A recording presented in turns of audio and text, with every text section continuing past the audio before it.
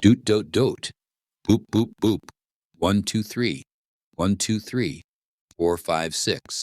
4, 5, 6. Peter Piper picked a peck of pickled peppers. Red leather, yellow leather. She sells seashells down by the seashore. A proper copper coffee pot. Peter Piper, red leather, yellow pickled pepper shells. Bing, bong. Okay, I think I'm ready.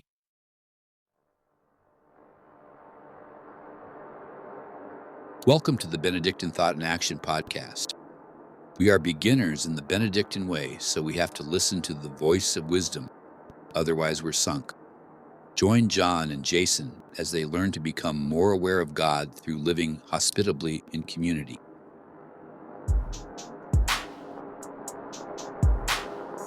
In today's episode, the fellows are talking to President Emeritus Marc Long, who retired in December of 2025 after 10 years of service at Mount Marty University. During those 10 years, President Long led a transformation of the school that has changed the lives of many, many people. President Long is his usual self, humble, easygoing, devout, and generous. John and Jason are also their usual selves. I guess you can't win them all.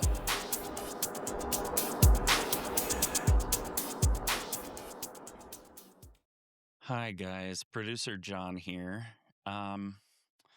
Today's episode is brought to you by Hubris, because I was trying to do all of this setup and a computer failed me.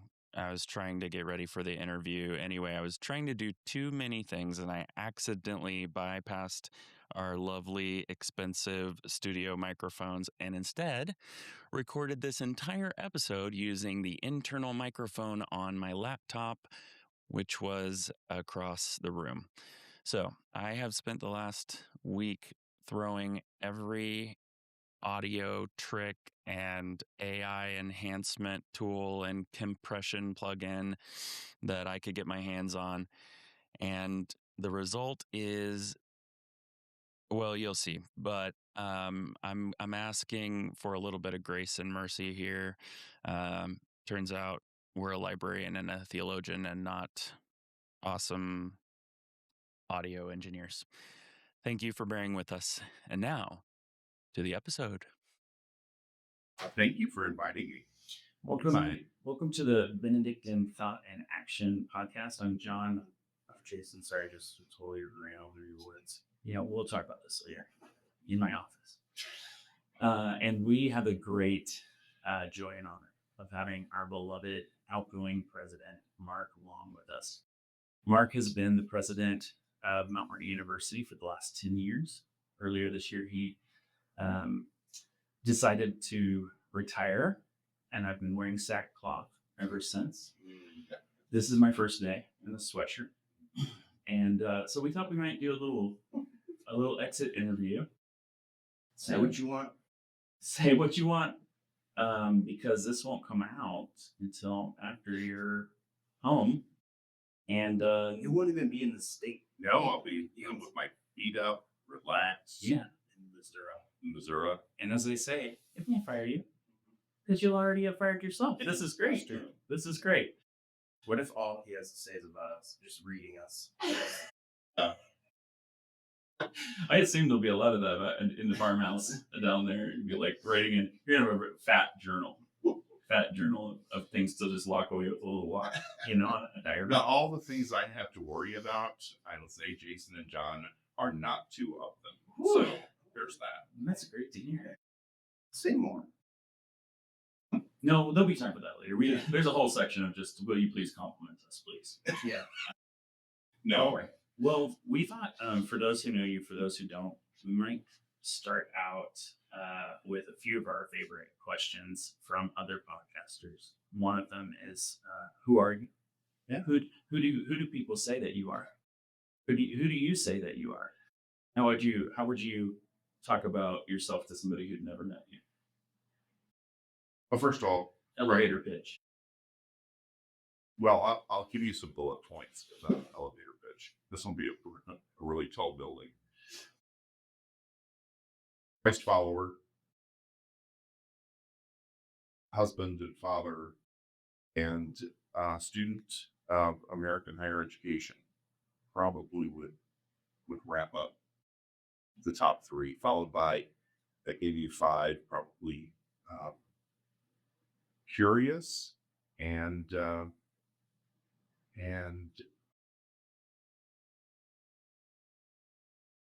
focused on connecting with people to enable human flourishing.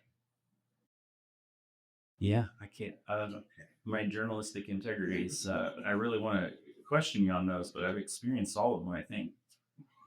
Yeah, that's been my experience. It seems like you have an accurate picture of yourself. Congratulations. That makes one of us. It helps to be self-reflective in this job, I will tell you, because if you're not, somebody else is going to tell you exactly what they think of you. Yeah.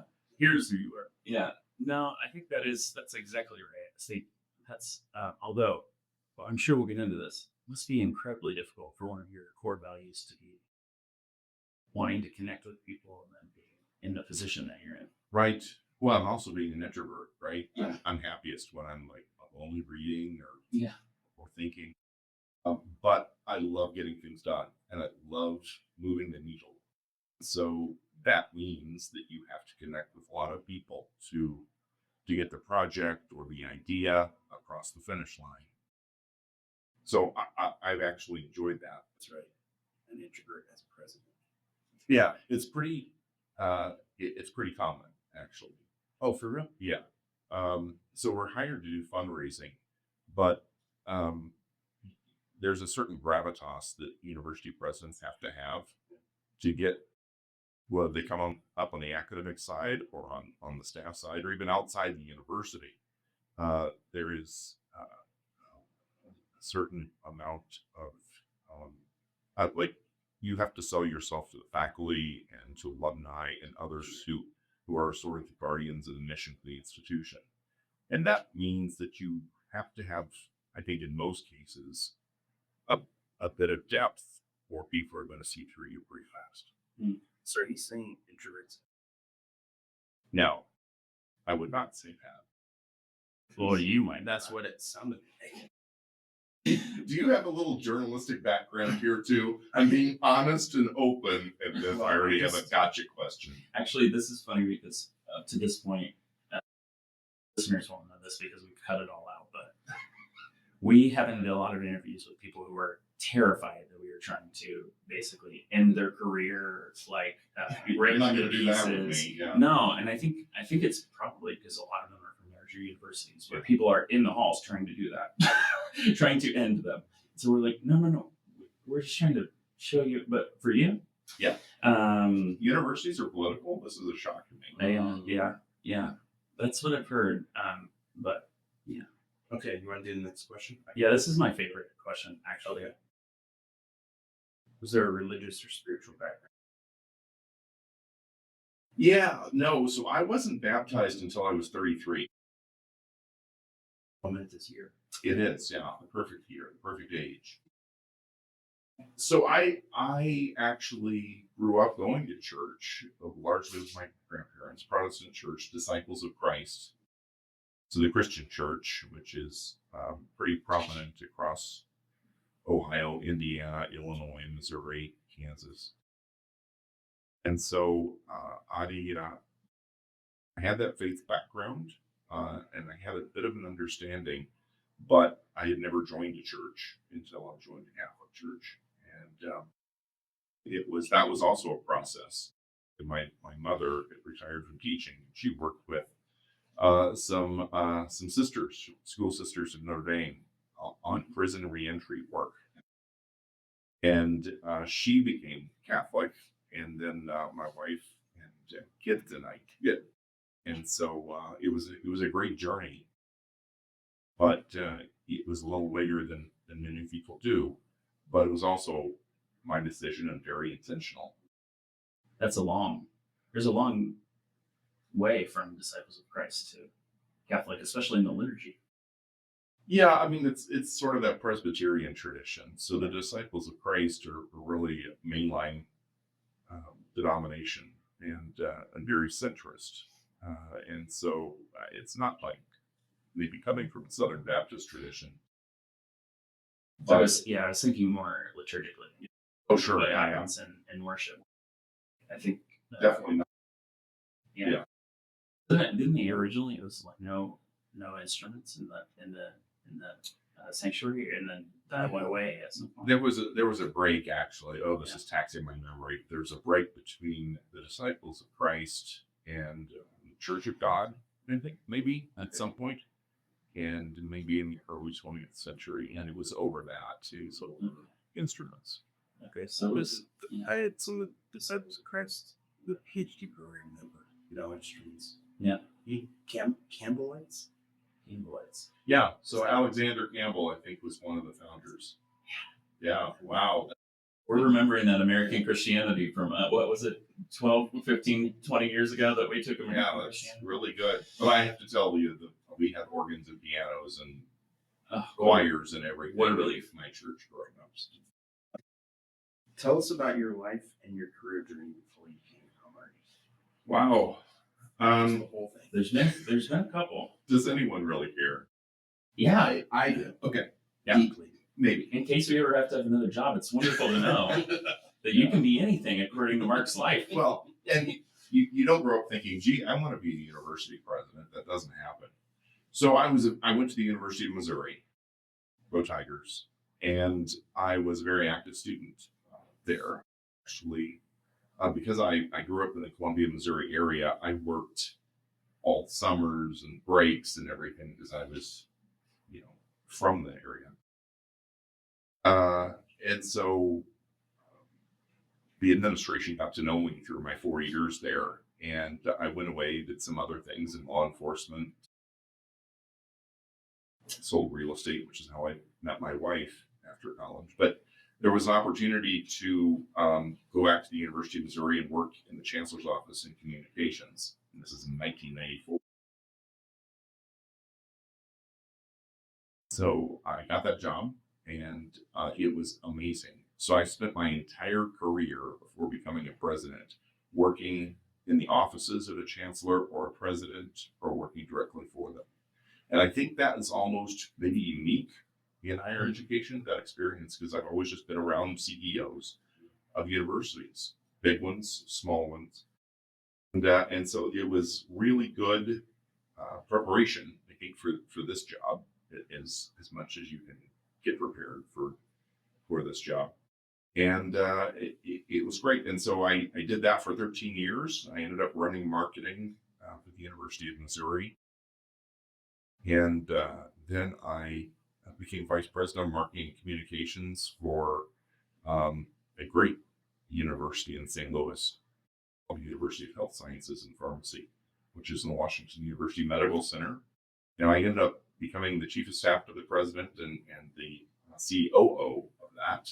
Finished my PhD in higher education at the same time and decided, I'm Catholic, I'm from the Midwest. I would really like to be president of a small Catholic college somewhere in the Midwest. And Mount Marty was the first and only job I applied for, and I got it. And that was in 2015. And so I've been here for a little over 10 years. Unheard of. That's been my experience. No, all the ones that I got, I just applied for, but there were many others that I applied for. I have had that experience throughout my life, but the only presidency I've applied for. Yes. So how long had you? Sorry, you were going to say something? Well, we both have follow-up questions. You go first. Okay, you had this delightful phrase. I did some stuff in law enforcement. Yeah. What kind of stuff? Yeah, so I was a police officer for 10 years. I actually started out, so in the early 1990s when I was in college, Missouri had the most lax police training in America. They had a 3-week requirement, and you too could carry a badge and a gun. That has since changed. Now you have to be in the academy for close to 6 months to be a certified law enforcement officer. But between my sophomore and junior year at Mizzou, I decided, I had a friend who was a police officer. I rode around with him. I'm like, this is pretty cool. And so, in June, between my sophomore and junior year in college. Actually summer camp. Yeah, I went to the police academy. and ended up getting certified. Was hired as a reserve officer, so unpaid, in my hometown. Had shy of 1,000 students, or 1,000 people, but it was on a major traffic artery between Columbia, which is a city of at that point close to 100,000 people, and Northeast Missouri, where there wasn't really much to do. So I ended up specializing in DWI enforcement because they would all go to Columbia, get drunk, and then I would catch them going home. So I ended up training cops from around the state in DWI detection and investigation for 10 years. And actually left for a little while and joined the Missouri State Highway Patrol because I love traffic enforcement. And then after 10 years, my higher education career, I started getting paid along the way too, thanks to COPS grants from the U.S. Department of Justice. They started paying me for what I was doing for free. And that's how much you love traffic enforcement. Yes, I did. I just loved do it for free. Just for free. And I hardly ever wrote any speeding tickets, right? So I'd stop people for speeding, but I'd find drugs and warrants and everything else. So I mean, I probably wrote fewer speeding tickets than anybody else, but I would stop people for speeding. So yeah, I loved it for 10 years, and then my higher ed career was taking off because I never did this full time, except when I was in the highway. Just for fun. Yeah, and didn't have to pay for it. It was a nice part-time job. And then my higher ed career took off. I was married, we had kids, and so I just sort of I didn't realize they were part-time, just like like gig police officer. Well, I guess that's probably another way. I mean, you got to have police all the time, so I'm sure. Yeah. Oh, it's not uncommon. I think gaps that way. Yeah, I think I know in Iowa there's a special training for reserve officers that isn't quite as long as regular police officers, but they have full authority. Yeah, you can work. I know a lot of sheriff's departments probably couldn't exist without part-time or reserve deputies. That's crazy. Yeah, so it's fairly common actually. Sorry, this is probably going to get cut, but what about traffic enforcement? This is exactly what I was just going to say. So I love how you say this is probably going to get cut, but I've listened to these episodes and nothing gets cut. So I know it's going to get cut. Oh, yeah. Well, actually, apparently we still have our jobs, so apparently we did cut some stuff. Never listened to all the episodes. Yeah. So wait a minute. Yeah. You love? Is this the word love? Is it like the thrill of the chase? Is it like, what am I going to find inside the car? That's it. Okay. It's a confined environment, right? So when you're going, say if you have a domestic violence call and you're going into someone's house, you, like anybody could jump out from you at you from any place. Okay, right. When you pull over a car, you pretty much see inside. That's right. Yeah. And it's windows. Right. All around. Yeah. Unless it's a creeper van. Yeah. You know? Or you have someone hiding in the trunk or something like that. Yeah. But it is a confined space. It's moving, right? So you have that dynamic. Are they going to stop? Are there people wanted in there? And the technology has improved in the last 25 years since I left too. And so now you have license plate readers and you hit on people who are wanted in cars when they drive past. And so there's just a lot more technology. I basically had, my radio and that, and a gun and mace, and that was it. So it's changed a lot, certainly. And I have a lot of admiration for police officers and what they do. But it was, for me, remember I was a political science major in college. It wasn't about getting out there and getting the bad guy. It was more the fascination of how criminal law, affected individuals. That's what fascinated me. Yeah. Law enforcement. I would say that's different than a lot of police officers who want to go out there. I think that's a wonderful thing that pre-law and criminal justice degrees have to offer to people. Is I think people actually across the spectrum really think that it's just like, well, it's the law and follow it, and then that's as far as it goes. But if you're a philosophy person at all, or if you're a law person at all, you know that there's, even the law itself is gray. The experiences that you have is great. There's a lot of judgment that goes into it. There's a lot of like who gets caught and who doesn't, and the people doing all aspects of the criminal justice. It's just, there's a lot. There is, there to be thinking about. and there is like laws are social constructs, right? Absolutely. And people don't think about that. They think the law is absolute. And so actually I go in and talk to both English classes at Mount Marty and criminal justice classes. And I really talk about the fact that in South Dakota, for instance, we have slightly over 50 people in the legislature and the governor who decide what's illegal. Mm-hmm. And, that's Not that many. it's not that many. And You hope they're wise. yeah, that's exactly right. I've And they're barely they gotten to need talk to to a be, couple of them. So they need to be wise. yeah, wisdom. Speaking of wisdom, did I do that? Segue. Yeah, you did. Speaking of wisdom, did you have any experience with the Benedictine tradition before you got here, before you applied for this job? What's your... Yeah, I didn't. When did Benedict come into the picture for you? Yeah, July 15th, 2015, when I got this job.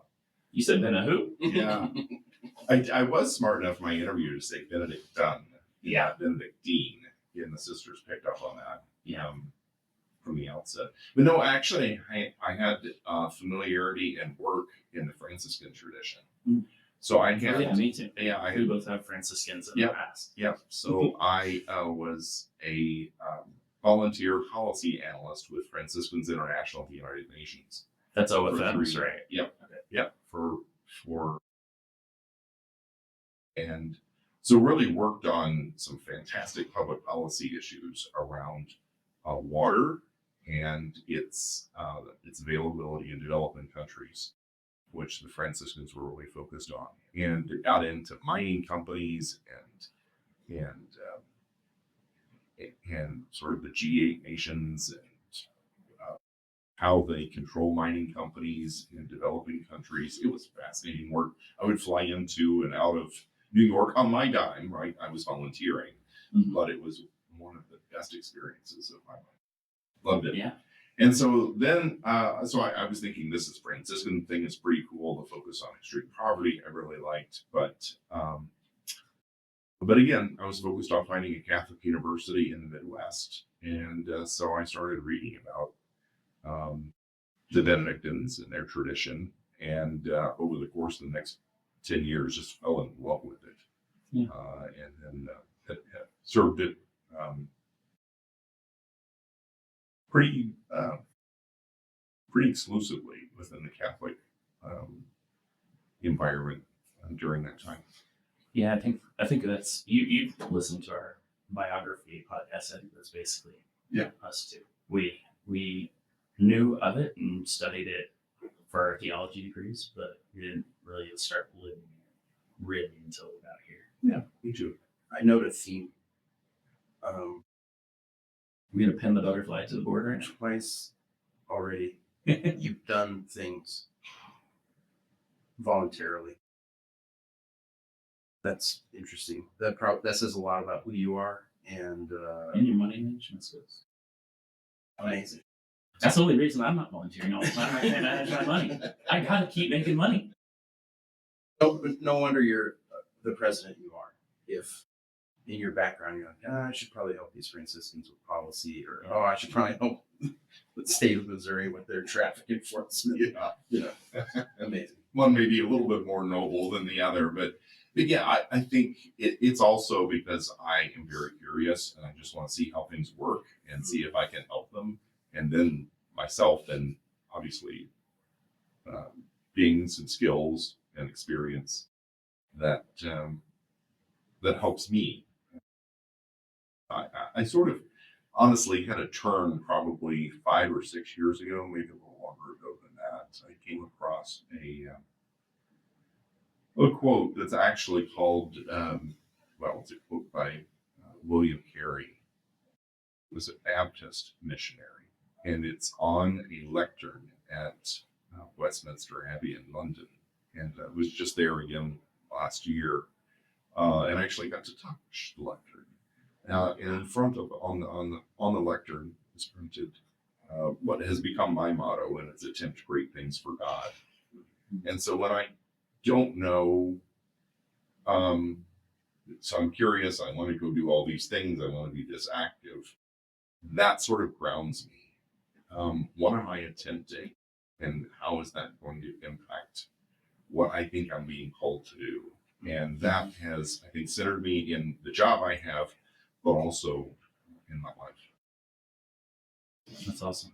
I actually want to call an audible here. Before we talk about starting in Mount Marty, I used to be a tennis coach. Mhm. And this is, I think, a pretty common experience for people going into coaching. I thought, well, I know about tennis. Because you played. If there's a technique that's wrong, I can fix that technique. And I played for 20 years. You know how much technique fixing I actually did? Like near zero. You know what it actually was? I was their sports psychologist. I was constantly having to scheme to figure out how to convince them that they could do what they could already do. Yeah. So going into it, I would have said to myself, don't worry about the technique. Worry about the psychology. Before we get into what was Mount Marty, what's your version of that for being president? I thought it was going to be all of this, and I knew, but you worked in the pretty high up in the university previous to this. You probably kind of knew how the sausage was made. What did you think you needed to know, and what did you actually? Yeah. So what surprised me when I started this job is immediately, like the first day, people were looking to me to make decisions. While I'm still trying to understand the organization and the history, some of the trauma it's been through. I was the 7th president in 15 years at Mount Marty, which is not a recipe for success. And I actually had somebody say, well, welcome to Mount Marty. There was actually somebody in the community, not somebody at the university, but they said, welcome to Mount Marty. If you're that good, you're probably not going to stay around very long. And if not that good, you'll be fired. I'm like, well, thank you. Wow. And so, tough welcome. yeah, it was. But it also made me more determined, right? They didn't know who they were dealing with. Well, and this is a ministry. And so I also had a faculty member in my office within the first couple of weeks that asked me, are we really a Catholic university? And I said, well, if we're not, then I think I got the wrong job, because that's what I came here to do. And so I've really tried to double down on the mission of this place. It's 90 years old now, founded by sisters who live together in community to seek God together. I think there is a wonderful gift in that idea for what this university is. It's one of 14 Benedictine universities in the United States and Canada. So it's a small group of very committed institutions that are in some ways similar, in other ways very dissimilar.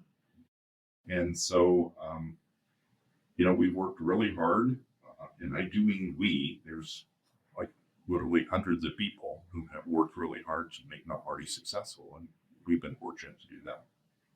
That's awesome. So what was can you set the scene? What was going on at this institution when you arrived?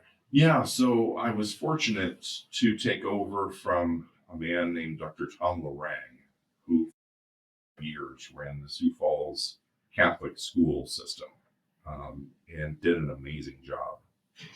And I just had lunch with Tom last week, and we talked a lot about Mount Marty and South Dakota. He had come in really with tumultuousness going on at the university. The previous president had lasted, I think, about 3 years. There was an interim before that. And so Tom had sort of settled things down and sort of turned back toward our mission, because that's what he knew. And he had a very genuine love of the Benedictine tradition and what this university has meant to the region. For all those years when he was at O'Gorman in Sioux Falls, he would walk around with a Mount Marty coffee cup, just as an outward sign of the fact that we had a great Catholic university college at that point in the state. And so he made a lot of tough decisions in that year before I got here, but there was still a lot. We had a significant structural budget deficit And I thought, well, lay a bunch of people off and close some departments, which, universities are doing right and left now, or through the support of the sisters and benefactors, maybe we can slowly turn this place around.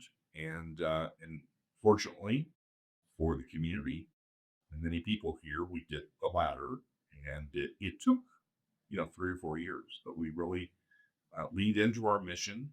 We lead into at the graduate level more graduate students, which is really the recipe for Mount Marty success. And I say this all the time because so many of our graduate students are not visible on campus. They're either in Sioux Falls with our anesthesia program, or they are online, but they're so important to this university.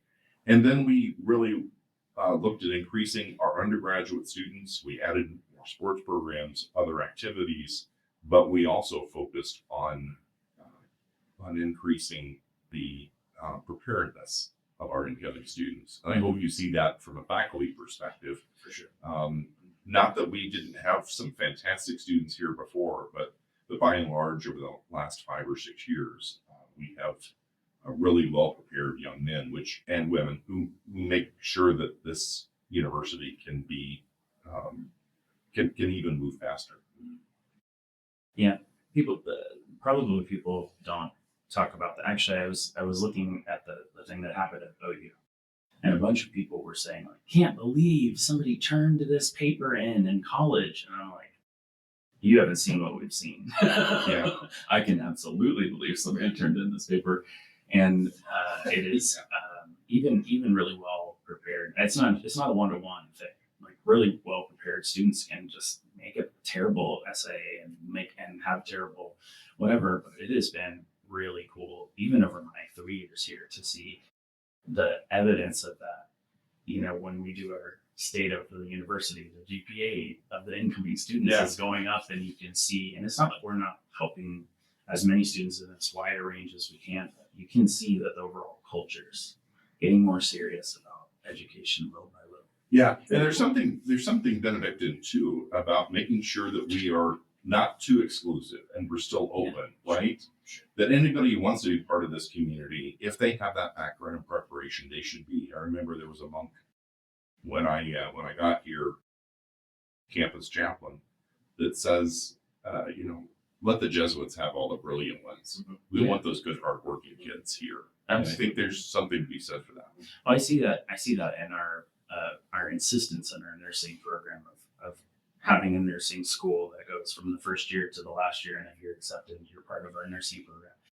A lot of schools, as you know way better than I do, they make a cut after sophomore year, and then of course everybody that got A pluses passes the NCLEX. But you all insist on having a broader range of students in there and working really hard to help them. And I think that's awesome. It's unique.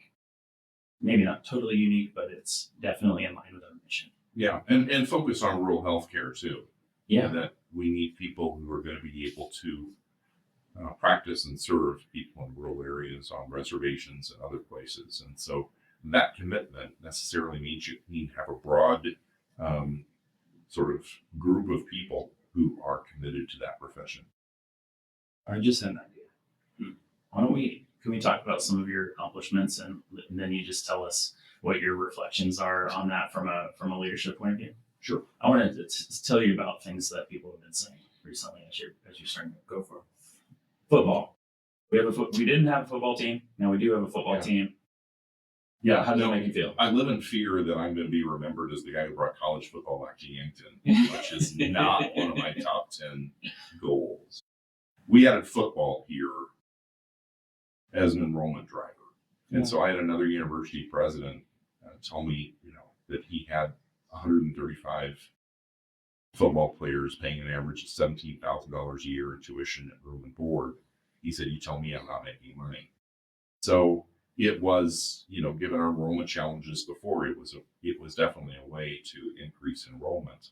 And an added benefit, and this is all credit to the athletic department and John Nicoletti, the football coach, is they are fantastic young men who are contributors not only to the Mount Marty community, but to the Yankton community regionally as well. And so Yankton is a football town, and there are people who have no connection with Mount Marty who tailgate and come to all of our games. And it's great. It's sort of this Benedictine idea of community, right? Football has been something to rally around in this region. And so that wasn't an intention from the outset, but it worked out that way. And so it's been a very net positive for the institution. Awesome.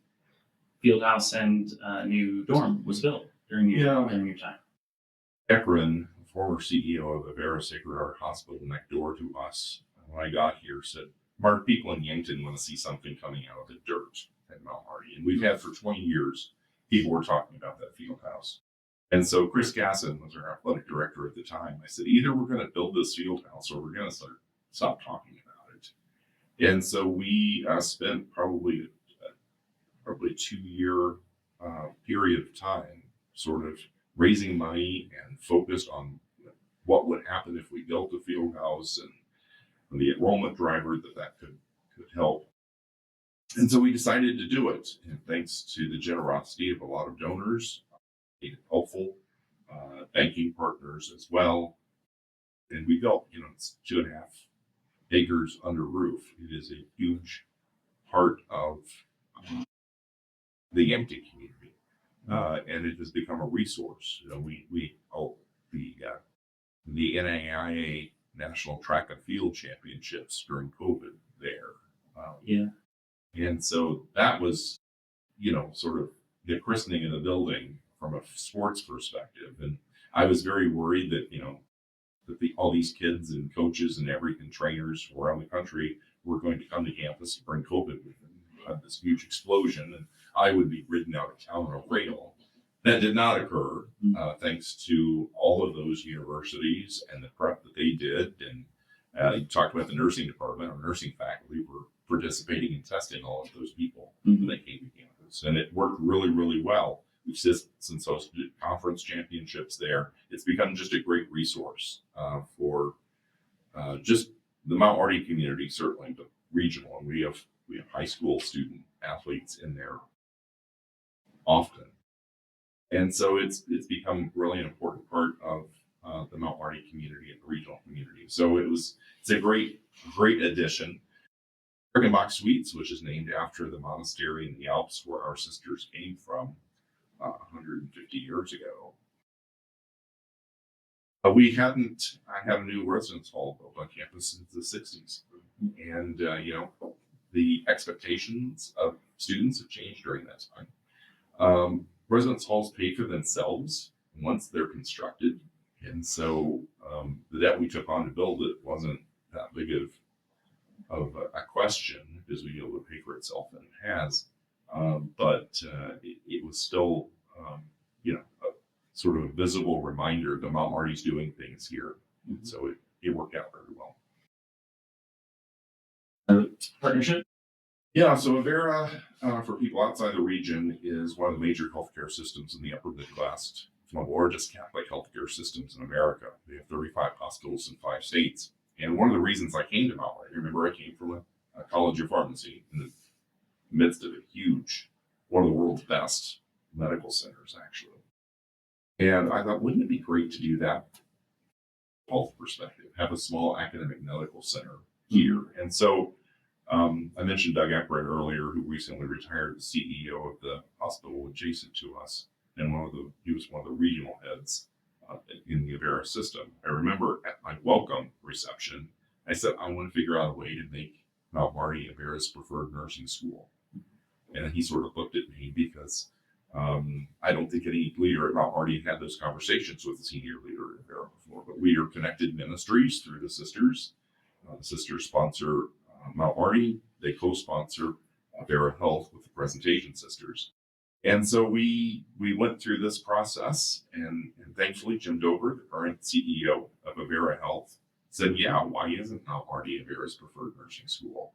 And they need hundreds of nurses, given the changes in healthcare, the retirements of people working in the nursing profession, and the aging population. they need more than 500 nurses in the next few years. And so they've made it a significant investment in Mount Marty. So graduate more nurses. We have really gone out and recruited more nursing students that are high ability. And so far it's working out. We're in the second year of that relationship, and it's great. Benevera has been a really great partner with Mount Marty. We're both Catholic ministries, and we work together to serve our neighbors. There's a great mission in that. I've been having a great time as a librarian, going over and helping with the nurse residency program and talking to them about what sort of resources they have for evidence-based practice over there. And I really look forward to being to cross-pollinating more. Yeah, it's pretty cool. It is. What about BLI? Yes, the Benedictine Leadership Institute. That's another thing that it didn't do much here, but this is one of the things they did early on that I think has worked out pretty well. We had this, 20 some odd years ago, the sisters established a Center for Benedictine Leadership. And so when I came here, it was very externally focused, right? St. John's University had just published their St. John's Bible. And so that institute sponsored people from, sponsored one of those copies of the Bible here, parishes and churches in our region. They were having short courses where people from the community were coming on campus on Saturday mornings and doing things. I thought, all that's great. That's wonderful. It's very important. But why don't we pull that back and focus on a true institute, which is deepening our understanding of this great Benedictine tradition and then applying it to society? And we can get into this, but I think this is one of the great opportunities and challenges that Benedictine colleges and universities have in making sure that this 1,500-year-old tradition impacts society today, and it's needed sorely. Mm-hmm. And so we brought on Joe Rutten, and we're off to the races. We have a series of experiences that our undergraduate students have. The faculty has changed the curriculum to focus on Benedictine leadership. And so it's been very thankful and proud of how it's turned out. Yeah. I think we're, to the degree that I'm just barely involved, and to the degree that you're extremely, maybe too involved. I don't know, maybe too involved. It's been a lifeblood for us as intellectual Benedictines. So I think there's a lot of other things that I could say, but other than those like big pieces, what have I either forgotten or are things that maybe not very many people know about that you're really proud of? A little externally thing, I think for 4 years, I served as chair of the Association of Benedictine Colleges and Universities. And Mount Marty had always been a very active member in that organization. Again, 14 universities in the US and Canada.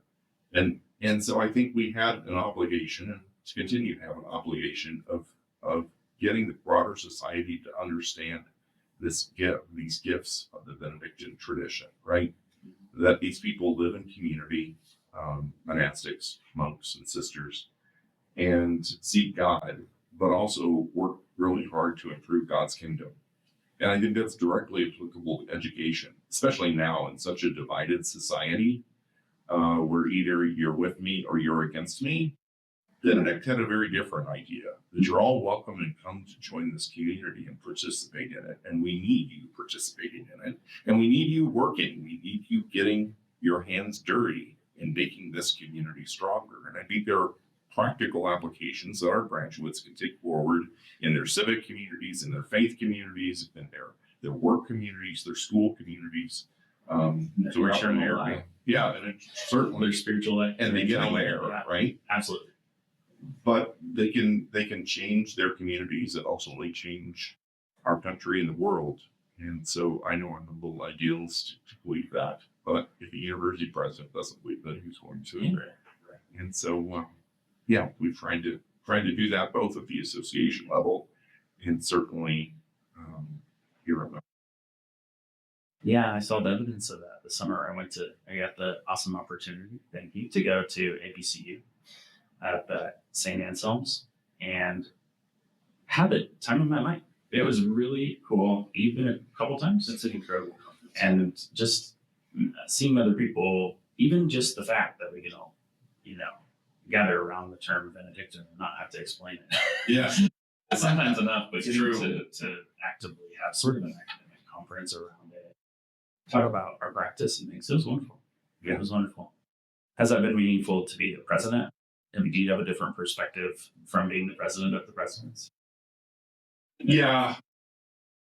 Both from that and our other organizations I've been a part of, there are some amazing people who are university presidents. One thing I've learned, to be a little too honest and open here, is that it's always difficult to run a meeting of presidents because they're used to people listening to them. Yeah. And so they like, So that's why those meetings took too long. They all had a speech. let's wrap it up. I can imagine. They're all wonderful, but man, can they do a soliloquy? Yeah. Yeah. And so it's a little like herding cats when you're a chair of that organization. I've chaired two different organizations with presidents as the board, and so you just have to be patient and listen. Say good speech a lot. Yep, and then move on. Wonderful. Well, something that's like maybe an absence of something that I want to bring to my undergrad institution, which hopefully will remain unnamed. You've already named it on this podcast. So.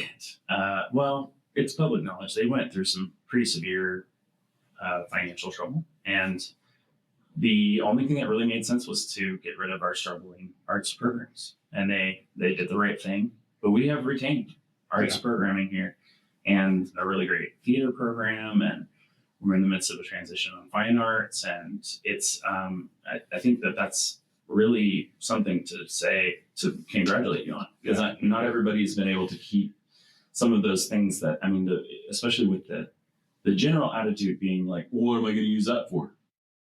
That's not going to help me run my business.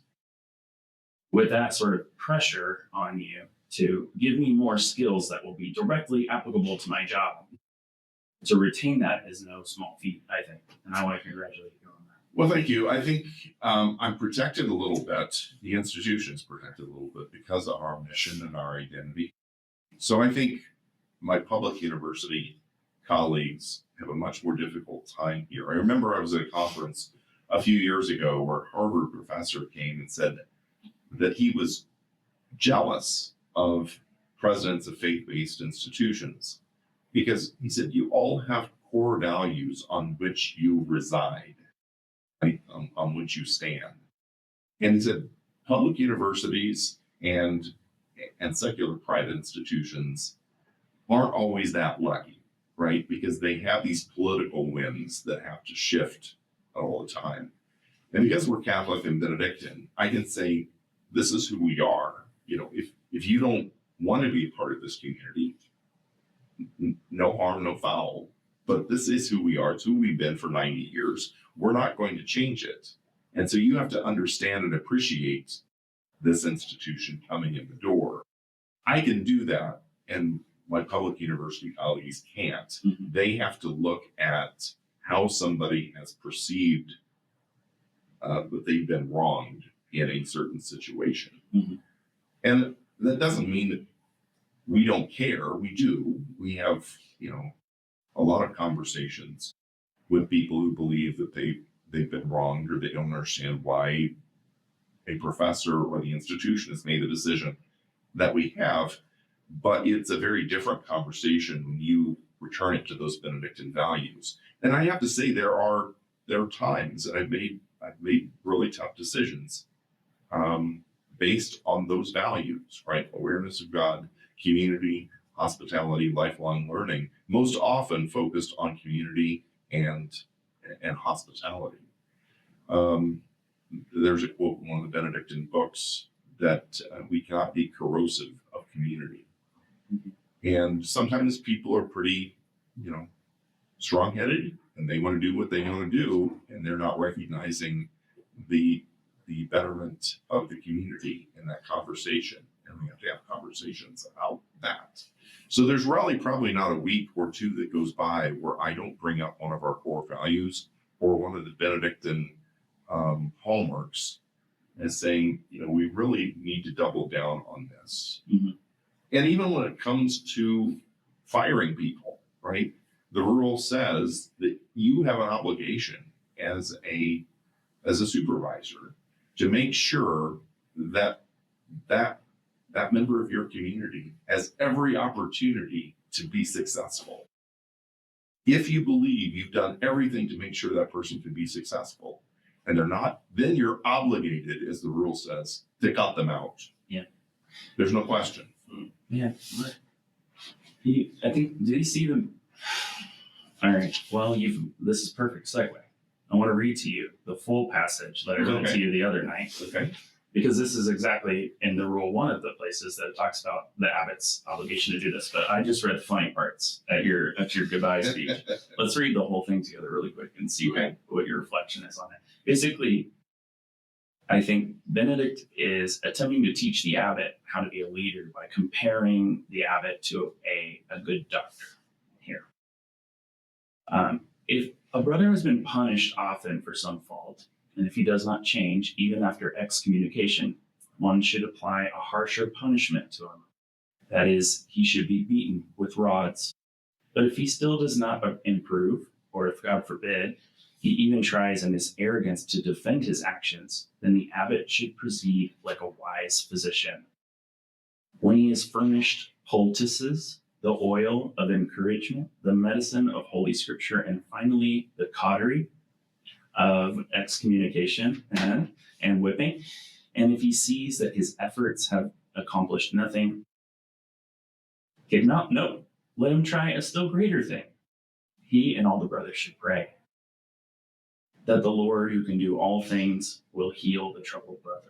But if even this is not enough to heal him, then the time has come for the abbot to use the amputating knife. As the apostle says, expel the evil one from your midst. And again, if the unbeliever wishes to depart, let him depart. For one sick sheep should not be allowed to infect the whole flock. That's chapter 28. My favorite translation, Father Terence from North Dakota. So, I perceive that you've had to do this at your celebration the other night. I just talked about the fun parts. Yeah, the oil of encouragement. Yeah. I got to say the word poultice. But talk to us a little bit about what's wise about what Benedict says here, and having had to finally amputate from time to time. What's that experience like, and what seems wise to you about what Benedict is offering here? Well, I think the wisdom it's great that 1,500 years later it's still applied, right?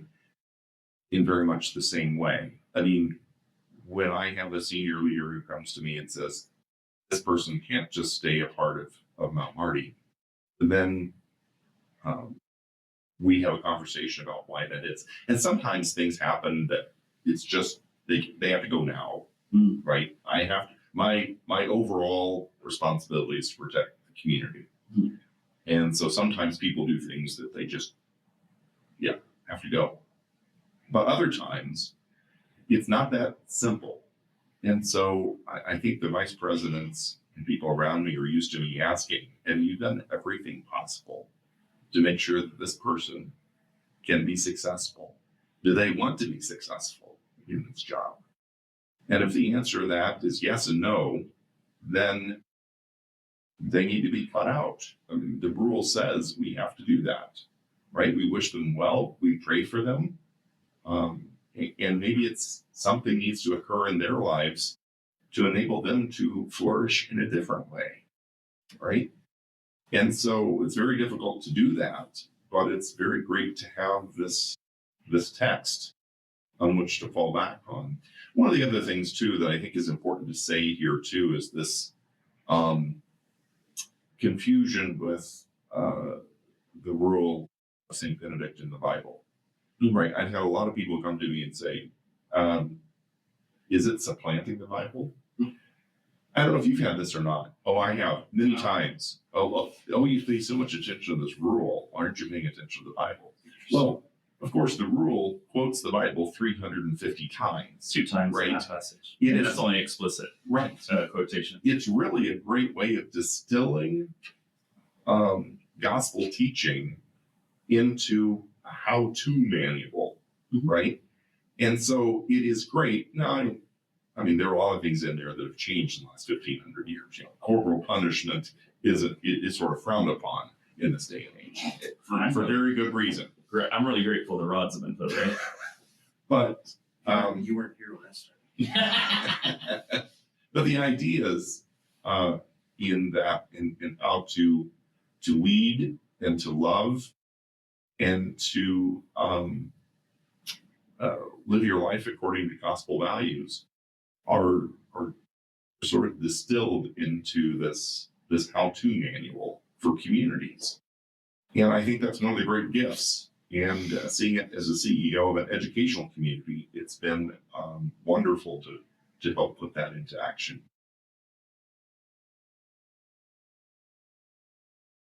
Oh, my goodness.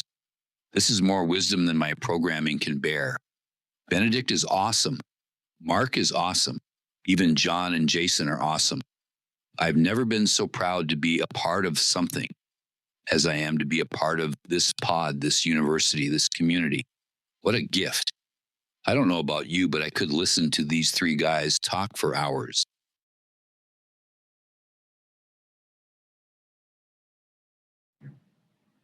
So your reflection on that just made me think of chapter 64, which has been a very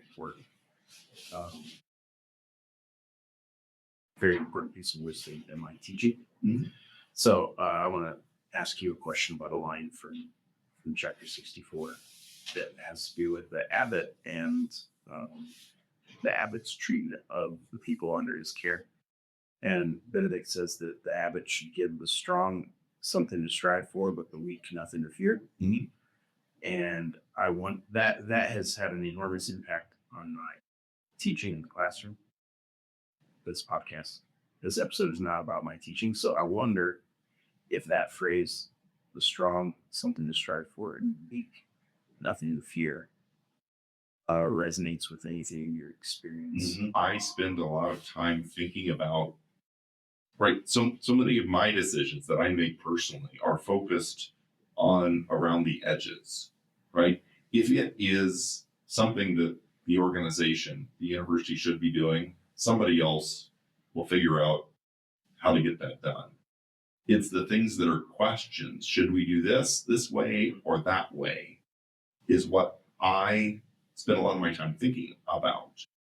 And so I challenge the senior leaders at the institution who all have had a lot of professional and personal success to think themselves about those things. Because, in previous times, who knows, I could be hit by a bus. And so they need to be able to think in their own units how to make things better. And so I've challenged them a lot. And I've had conversations, mentoring conversations with people throughout my career, especially here, about how to do things. They're amazing people. They do wonderful things, and they do them very, very well. But there's always usually a model out there on how we could do it. The institution, make this ministry more successful. And so I challenge them a lot. And then there are others, too, that have a very important function in the institution. It's going to look next week largely the way it looks this week. But without those people, the whole place falls apart.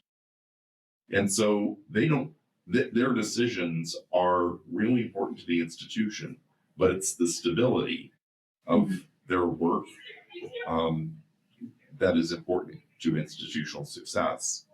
And I just want to make sure that they're supported so they could do their work well.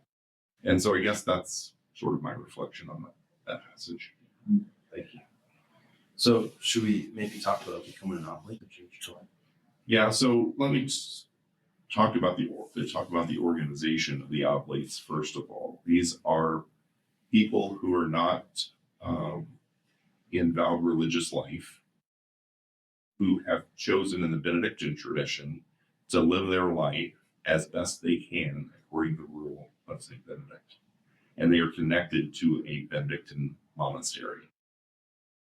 Like third order kind of like secular Franciscans. Right. With some differences with the Franciscans too. I had a conversation with Sister Rosemary Malley, who is our director of Benedictine integration at Mount Marty University. And I said, as I looked and saw the numbers of sisters declining over time, the average age is probably in their late 70s at this point, I became worried about this Benedictine tradition and how it's manifested in the future and how it continues through our graduates. And I said, wouldn't it be great if we could get more people interested in Mount Marty through the Oblate program in really understanding and appreciating this Benedictine tradition? And she sort of took the ball and ran with it based on that conversation. And so she set up a Benedictine Oblate group campus. And I think it now has 50 people in it, including you two. It's a great organization. They meet monthly. So we talk about Benedictine reading and how it applies to their lives. And it's just a great gift. So through that, and over the last decade, I read a lot of Benedictine books, right? And so I think in fact, my wife has even said this. She said, this job has changed you. And there are probably a few things not for the better that it's changed me, but she's certainly in my faith and understanding and how it is applied in my personal life. Lectio Divina. I was leading a Bible study not too long ago, and the first thing I did was sit down with scripture, a passage, and read it several times to see what God was saying to me. Like 10 years ago, I wouldn't have done that. Yeah. Right? Really focused on the community, right? What's my obligation to the Mount Marty community? What's my obligation to the Yankton community, right? To the Catholic community? All those, I think about that, and it drives how I spend a lot of my free time now. I really thought, Mount Marty hasn't always been super involved in the Yankton community. Well, that's changed. The senior leadership team here has very active responsibilities in the Yankton community. I serve on the Yankton Thrive Board, which is the economic development and chamber. Together, I was the chair of the United Way Board during my time here. And so this idea of how we can work together with a lot of others to make our community stronger is really important. And I haven't always thought about it in the same way.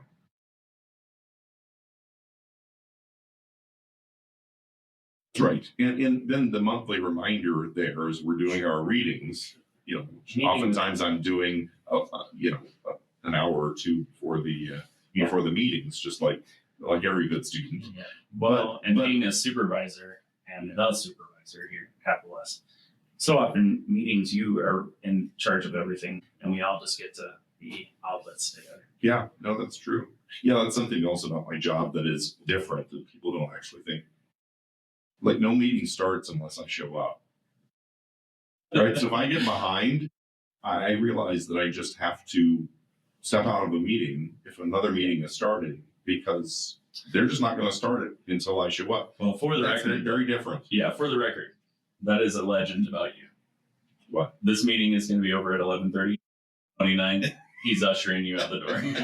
Especially that time because it's time for lunch. That's right. Which I think we all envy the multitasking ability to do that. I'm always like, wait a minute, it's 2 minutes, it's 10 minutes. We're supposed to be done. What's going on? Yeah. So how has this being an oblate in this community for the last 10 years? What has it changed for you in your definition of what it means to be a leader? Supervisor. Yeah, I think,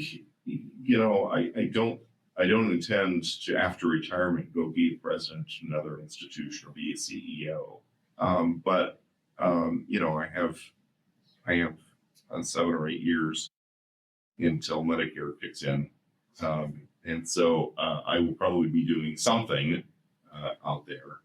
And so I think I'm going to just take this experience, this formation as an oblate into every organization that I'm a part of. It's just how I think about things now that is different than it was before.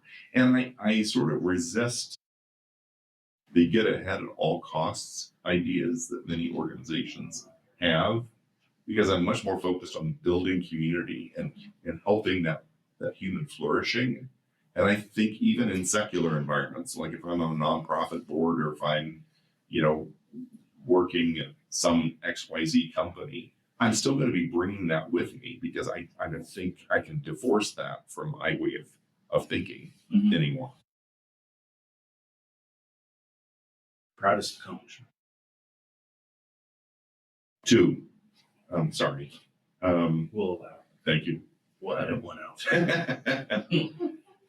So leave space between the two so we can. Yes, for sure. Leave it out. Focusing on the mission of Mount Marty University, and it has been a key, important part in our growth and stability, closely by the enrollment growth and the new programs that we have at Mount. Anesthesia program is a third larger than it was. We now have the largest graduate nursing program in South Dakota, and it's largely to a tremendous growth in nurse practitioner students.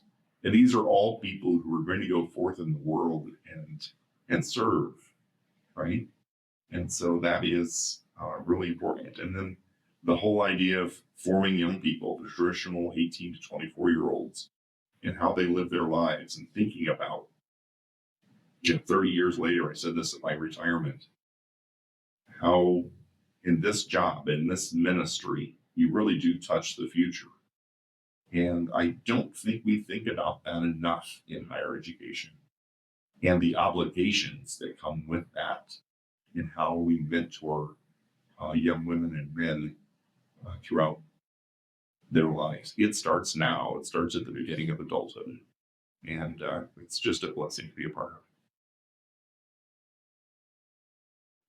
I have a job because you doubled down on the mission, so thanks a lot.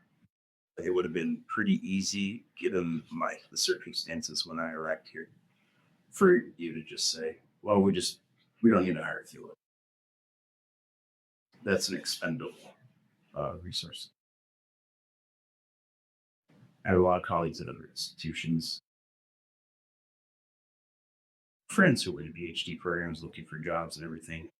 Not everybody is out there applying to places that had doubled down on their mission. And so, it's a kind of a miracle that I have a job.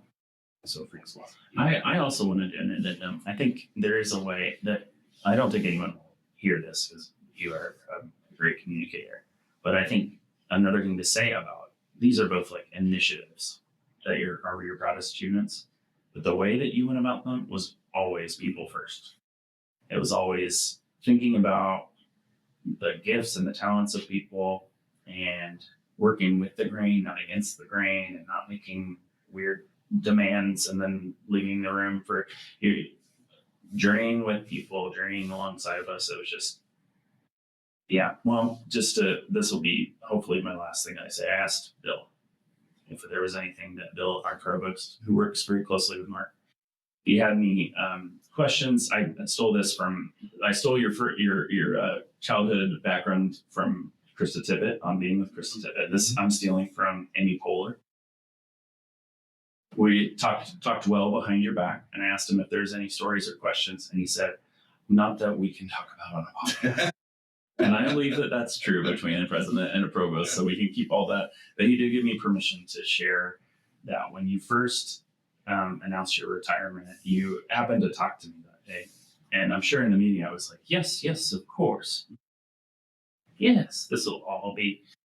Then I ran to Bill's office and I said, what are we going to do? And Bill said, John, Mark has been an excellent president. And we're going to find another excellent president with his help and because of the place that he's put us. So calm down. And I said, well, Mark's the first good president I've ever had. How am I supposed to know that we can have another one? Where do we keep him? And he said, it's fine. Mark's a great president, and we're going to have another great president. Little did I know, be another good Mark president. Yeah, from Mount Marty. Mark Brennan from Mount Marty. But yeah, I just wanted to share that we were talking well behind your back. Yeah. And he also calmed me down when I very calmly walked across the hall and started screaming and freaking out. Yeah, well, this day was going to come eventually. Dr. Griffiths and I at Dakota State University together, we started at the same time. We're the longest serving presidents currently in South Dakota. There are 11 four-year public and private universities in South Dakota. And a decade, she's also retiring. A decade is a long time in this job. And it has been a labor of love, but it's also, I wouldn't say it's 24/7, but my brain never stops thinking about Mount Marty. And so there's a whole pile of books that I'd like to get to, and some other things I'd like to do. So I'm excited. But the board has given me the honor of naming me President Emeritus, which means practically I get to keep my email, which is important. Cool. And anytime I'm on campus, have free lunch, which is also very important. Do you get one of those backwater offices too? No, I don't think I get an office. That's okay. I'm moving 3 hours away, but I will be connected to this university, and hopefully will get to celebrate its successes until my last breath. And you talked about, Jason, some of the things, and John, how I approach things. Part of that is selfishness, right? I know that someday I'm going to be judged. Mm-hmm. And this is God's ministry. And I better have done my level best to make sure it's successful and it changes God's people. So that's what I try to do. Yeah. I think you did it. Thank you. Actually, I know you did it. Thank you. I think everybody knows you did it. Yeah. So you just going to take the next 3 weeks on PTO. You probably have enough, right? No, you don't do PTO. You are PTO. Yeah. So no, I'm here until the Christmas break.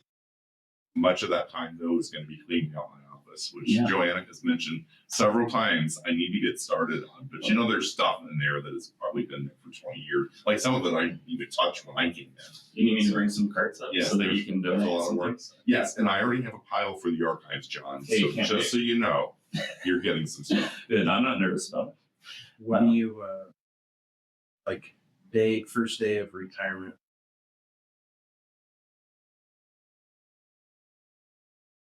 I'm trying not to look at my email, actually, because I look at it way too much now.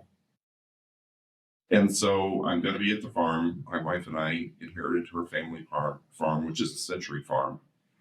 We inherited that a couple of years ago. And as I said, it's about 3.5 hours away from our Yankton campus here in Northwest Missouri.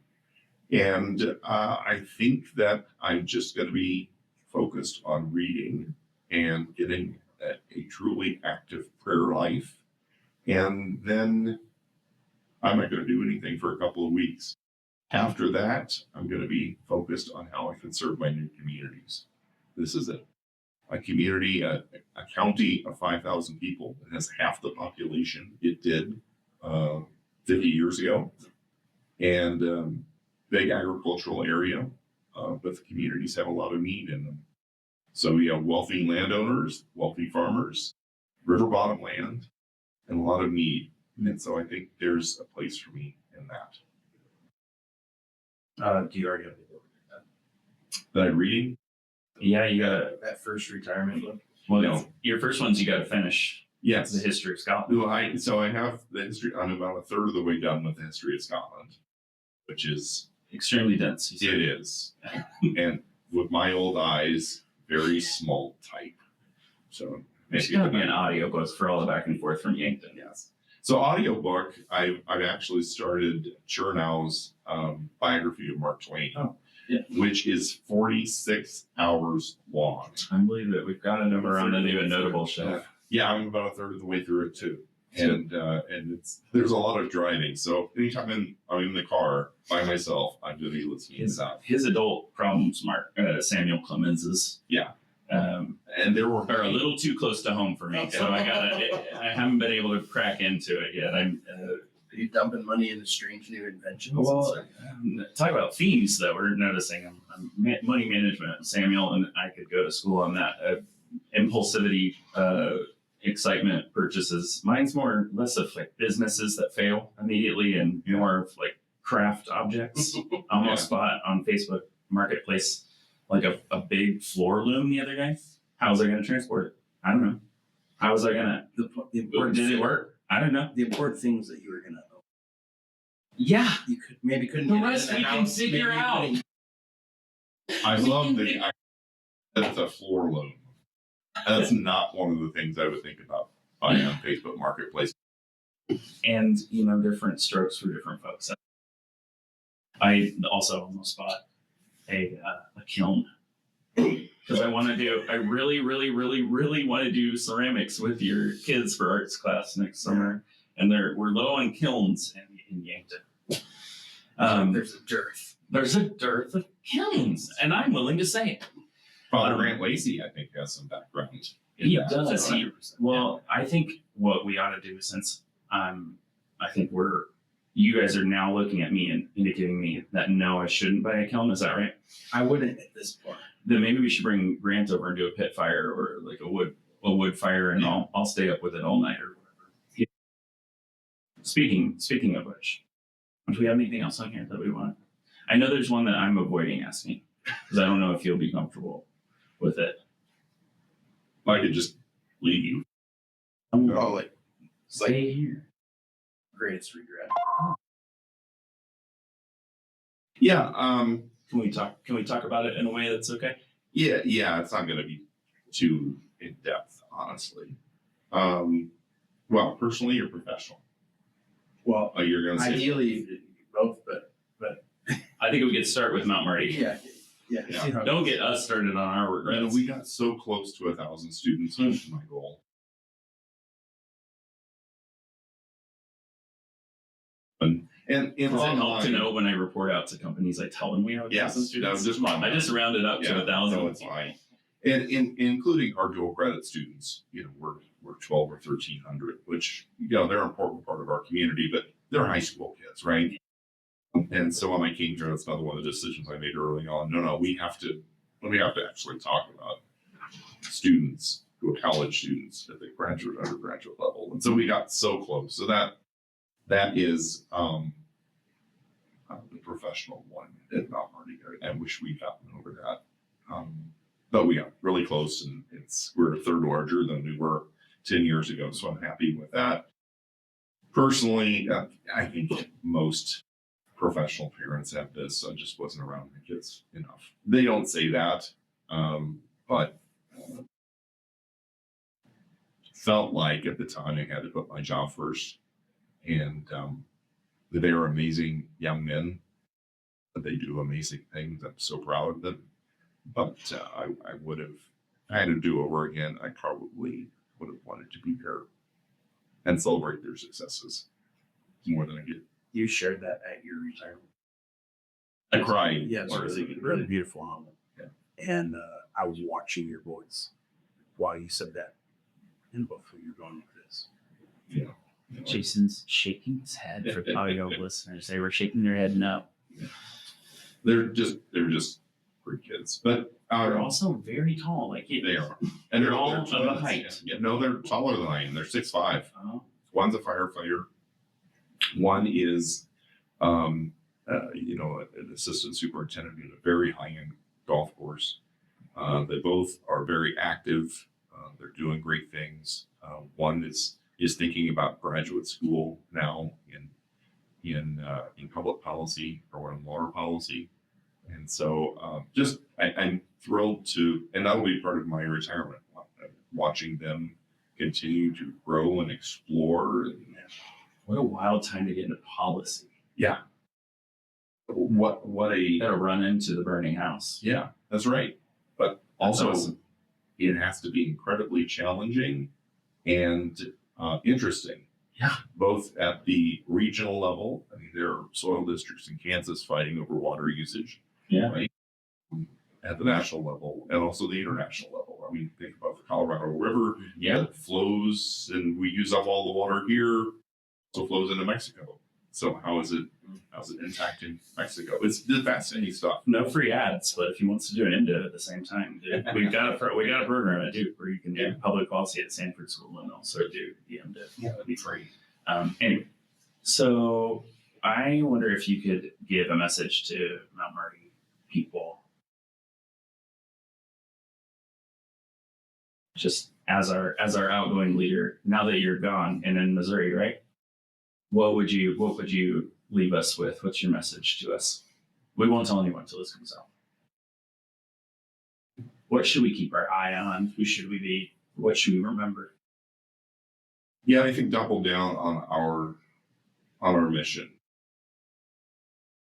It's easy to say that, but we live in such a secular world where people, I think, oftentimes roll their eyes at religion. Yet it's incredibly important, and it's what separates us from so much of the world. And it is so easy to lose that in this society now. And so I would just call on everyone who works here and studies here, and those who ever have, and support us to continue to support our identity as a Catholic Benedictine institution and make sure it continues to grow in this troubled world.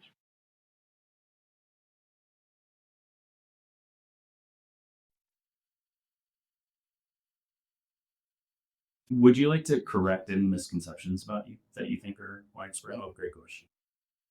Oh, wow. I don't really spend a lot of time thinking about what others think about me because I could drive myself crazy doing that. Yeah. Well, now's the time to drive yourself crazy since you don't have to come back to work the next day. I think most people think that I'm a technocrat and a bureaucrat that wants to. I wouldn't say most people think this. Some people here think that. I just want to find the easiest solution, and I don't necessarily care how it affects people, which is Yeah, that's not my experience. Yeah. Especially when you spend so much energy doing the opposite. But there's this great thing, And there's simply stories that you wish you could tell, Yeah. but right, you can't tell them. But there's this great way, and it's not just at Mount Marty, it's every university, where if people don't know the answer to something, they just make it up. Yeah. And usually Don't I know it's not accurate and it's not beneficial when they do that. And so I would much rather at a small institution. People just ask me. I'm pretty honest. There are some things I can't share, but I can give you an idea of the thought process that went into a decision. I wouldn't necessarily say this about people here, but oftentimes though, when I say, why don't you just talk to me about it? What unfortunately very uncomfortably gets revealed is that they didn't actually really want to know. They didn't want to know the answer. They wanted to be upset. Yeah, no, and go tell 7 people why they're upset. It's true. It's also human nature. It also is dealing with youth culture and an email from a student who is a fantastic student here. A few weeks ago, the student had a problem with her professor and how it, what the professor was allowing the student to do. And it was much easier for the student to send an email to the president of the university than it was to have a conversation with the professor. It's a good thing you're not actually conniving. Yes. That would have gone poorly for the professor. Right? Yes. So I said, there's a process for this. Number one, it starts with you sitting down and having a conversation with a professor. And I didn't say this, but that's also part of growing up. Yeah. Right? Navigating the social skills to be conflict. Yeah. And it's just part of who you are. And so it's good for you to feel the way that you do. I'm glad you're passionate about it. And I think you have some points, but don't tell me. You tell the person who's to do something about it. Is there anything that you wish we would have given you an opportunity to talk about? No, I don't think so. I don't know how long this has gone on, but it seems like About an hour and a half. bloviated a lot. Oh, no. I don't think anyone ever thinks of you as a bloviator. Yeah, we've heard some. Yeah, that's true. And we've heard some in our time. We went to grad school. We know about bloviating. Me too. I even have bloviated.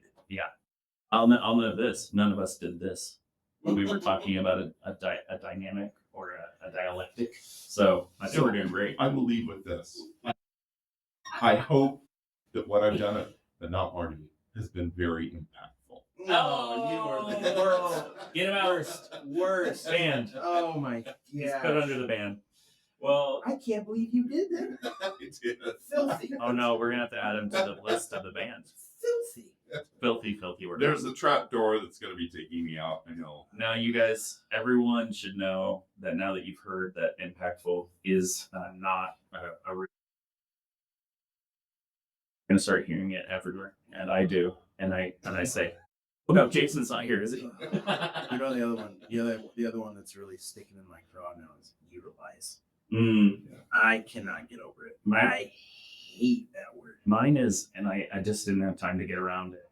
Exemplify, and that's a student paper thing. The two that I cannot read in another student paper ever, even though they're okay words. Exemplify or portray, and I said, why don't you give me an update when you start painting a portrait of what's going on here? But for now, probably just use a creative active verb to talk about what the author's establishing in his writing. Because I just can't take it anymore. But I'm not to the point where I'm going to put those under the ban. Because I do think that there are circumstances where you can exemplify and portray. Oh, for sure. A But legitimate you cannot utilize. or impactful as. And with that, thank you very much for being our president. Thank you. I appreciate it. Thank you for making time. Thanks for what you're doing. We're gonna do a remote episode someday in Missouri. Okay, from the farm? Absolutely. Yeah, we're gonna come to you. I love it. We're gonna drive all this down. Or there may even be more at that point. I love it. More of the trapping stuff. After the NDA expires. Yeah. Is that a thing? It's not a thing. I'm free to do what. Did you bring our NDAs now that we've done this? All right. Well, and Benedict and Thought in Action out. That's great. Thank you. It was funny. Yeah, way to go. The Benedictine Thought in Action podcast is produced by John Badley and Jason Perrin. The guys get a huge boost from Brinley Tick Toxin, who's currently on a silent retreat from her notifications. We're edited by a dog with no thumbs. All facts are verified by a cat with no depth perception. The show is engineered by Frank Gehry, who has inserted all the creases and folds and nooks and crannies a boy could ever wish for. Our music was originally composed by John and Jason. This is the same exact composition as that original one. They haven't changed it a bit. Our patron saint for this episode is Mark, the evangelist, whose savage economy is straight fire. And the voice you're hearing was crafted using AI and lifted from a cassette tape of Richard Loftus reading some beat poetry in a combine in North Dakota.